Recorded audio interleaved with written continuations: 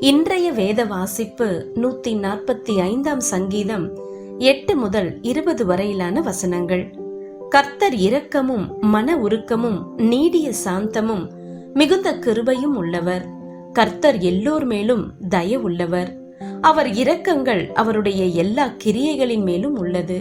கர்த்தாவே, உம்முடைய கிரியைகள் எல்லாம் உம்மை துதிக்கும். உம்முடைய பரிசுத்தவான்கள் உம்மை ஸ்தோத்தரிப்பார்கள். மனுபுத்திரருக்கு உமது வல்லமையுள்ள செய்கைகளையும் உமது ராஜ்யத்தின் சிறந்த மகிமை பிரதாபத்தையும் தெரிவிக்கும்படிக்கு உமது ராஜ்யத்தின் மகிமையை அறிவித்து உமது வல்லமையை குறித்து பேசுவார்கள்.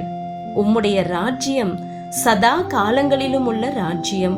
உம்முடைய ஆளுகை தலைமுறை தலைமுறையாகவும் உள்ளது.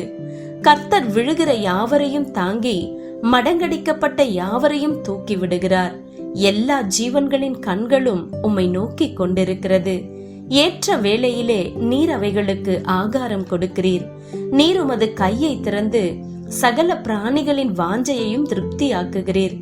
கர்த்தர் தமது வழிகளில் எல்லாம் நீதி உள்ளவரும் தமது கிரியைகளில் எல்லாம் கிருபை உள்ளவருமாய் இருக்கிறார்.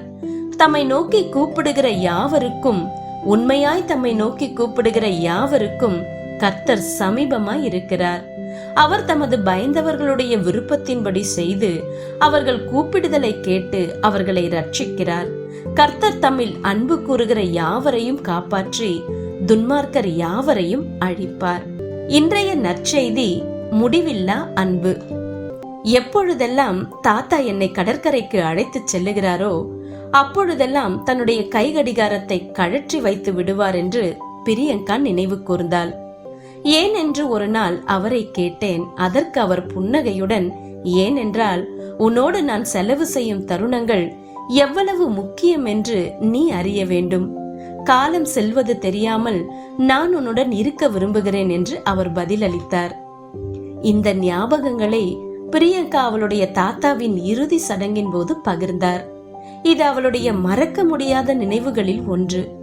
மற்றவர்கள் நமக்காக நேரம் செலவிடும் போது அதை நாம் எவ்வளவு மதிப்பாய் உணர்கிறோம் என்பதை நான் பிரதிபலித்த போது அது தேவனின் அன்பின் அக்கறையை வெளிப்படுத்தும் வேத வசனங்களை நினைவுபடுத்துகிறது. தேவன் எப்பொழுதும் நம்மோடு நேரம் செலவிடுகிறார். நீர் உமது கையை திறந்து சகல பிராணிகளின் வாஞ்சையையும் திருப்தியாக்குகிறீர்.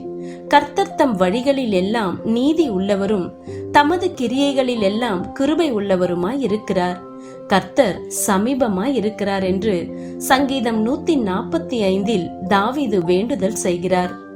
நம் வாழ்வின் ஒவ்வொரு வினாடியும் தேவனுடைய நன்மையும் அக்கறையும் நம்மை தாங்கி நம்மை சுவாசிக்க காற்றும் உண்ண உணவும் அளிக்கிறது. அவர் அன்பில் நிறைந்தவராய் நுட்பமான விஷயங்களை தன்னுடைய கிருபையினால் படைத்தார். தேவனுடைய அன்பு ஆழமானது. அவர் அளிக்கும் நன்மையும் கிருபையும் முடிவில்லாதது. அவர் நித்திய வாழ்விற்கு போகும் வாசலை காட்டுகிறார்.